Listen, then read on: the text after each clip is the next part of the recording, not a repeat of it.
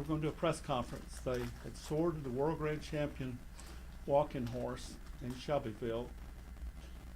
There were some horse soaring records they would not give me. The USDA did not. I'm a recovering lawyer. I try not to practice. I don't practice unless they drive trucks at my ladies.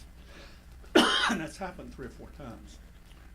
Or they won't give me horse soaring records. So I sued the USDA in the federal district court in Mississippi.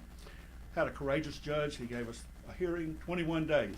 Okay, said you have 14 days to give us the documents. They gave them to me.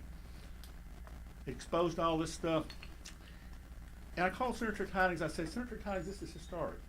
We've got the horse soaring records on the world grand champion. Will you help me? He said, Clint, I'm going to die. I don't have but a couple of months to live. And this was in late August of last year. And I said, Senator, I love you and I'm praying for you. And I'm pulling for you. He died on October the 8th.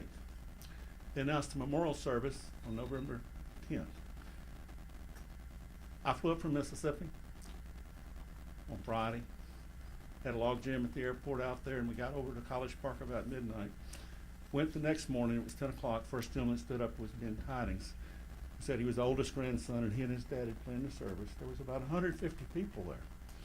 The most amazing thing I think I've seen in many and many a day. I was inspired every second of it. At the end of the service, it was only Senator Tydings could do. They had a bagpipers lead them, 3 bagpipers, and he planned the service. Lead them from the chapel over to the student union. And Maurice, my gentleman that's helped me, this gentleman about to shoot a picture, he and I worked before. And we were up at the front of the chapel reminiscing about Senator Tydings, and it's like a church. And I turned around, and there were about 3 or 4 people there. One of them was an old white-haired fellow, said, hey, such and such. And I said, hey, such and such. That's Steny Hoyer, majority leader. Then I turned, and I said, ma'am, are you who I think you are? And she said, what brings you here? And I said, well, Senator Tydings was my friend. She says, what do you do? I said, I do a We the People grassroots animal welfare involving horses. She says, I can support that. How can I help you? I said, well, would you please allow a picture? She said, sure.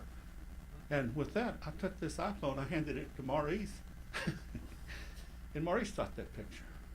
And you can tell there's a lot of people there. It's probably photoshopped.